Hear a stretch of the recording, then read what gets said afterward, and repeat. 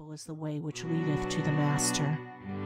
Overcome thyself, this is the way. Purify thy heart, and thou shalt gaze upon the face of the Master. Cling to self, and thou shalt not find him.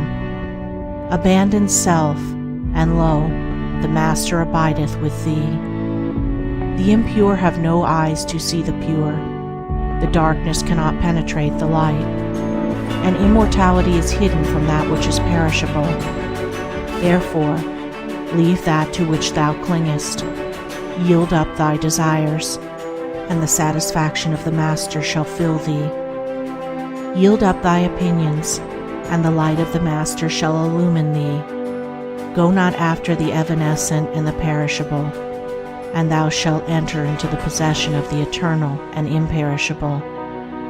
Thou shalt become one with the Master, and shalt dwell with him in immortality. The Master waiteth, yea, eternally waiteth. Patience is his name.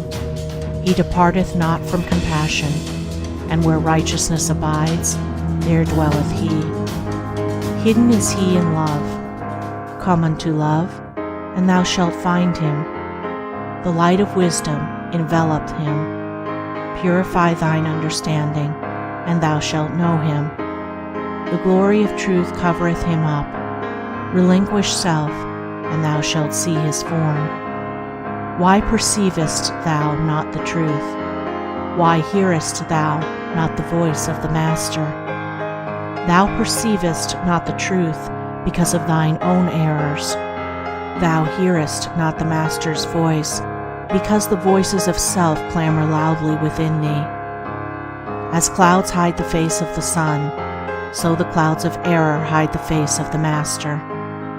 Yea, the thick clouds of sin they shut him but from men. Who then shall see the Master?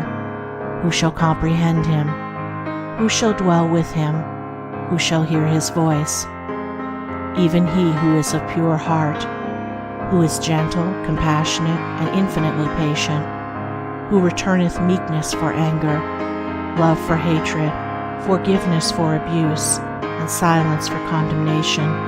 Clothe thyself therefore in the garment of humility. Acknowledge thine errors, even thine inmost sins, thus confessing thyself.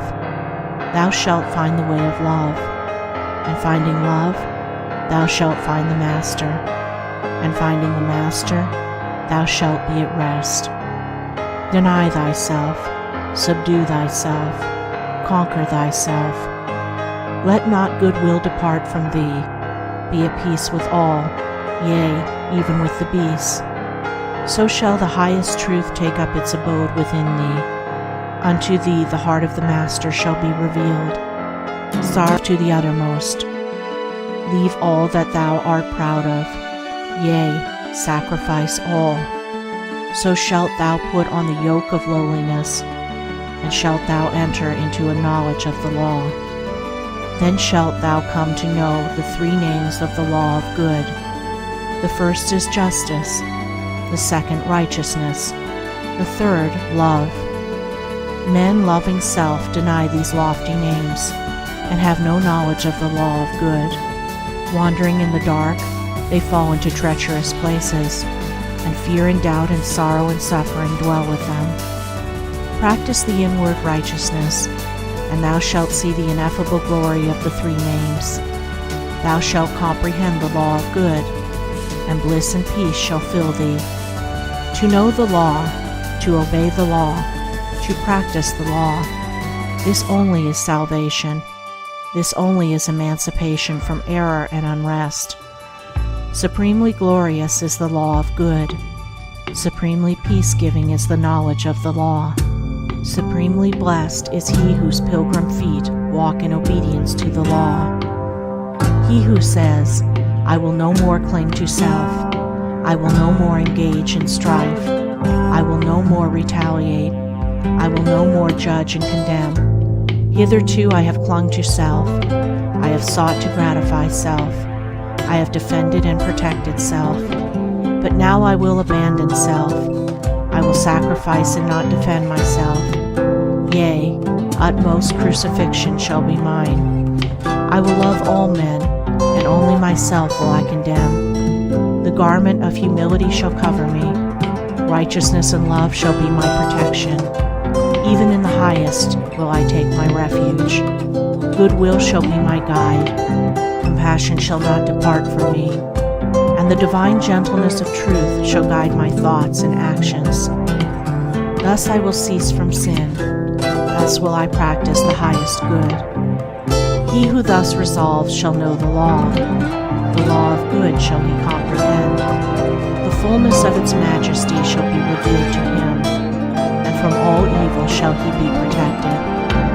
Therefore, let a man believe in good. Let him cling to good. Let him practice good. He will thus come to comprehend himself. Comprehending himself, he will comprehend the universe. He will thus arrive at peace. When a man's body is defiled, does he not wash it and make it clean? When a man's heart is defiled, let him likewise wash it and be clean. 5 are the waters which wash away sin: purity, which washes away all indulgences and lusts; pity, which washes away all self-seeking and indifference; humility, which washes away all prejudice and pride; joy, which washes away all covetousness and envy; love, which washes away all hatred and condemnation. Whosoever will, let him come and be clean. The waters are ready and waiting. Blessed he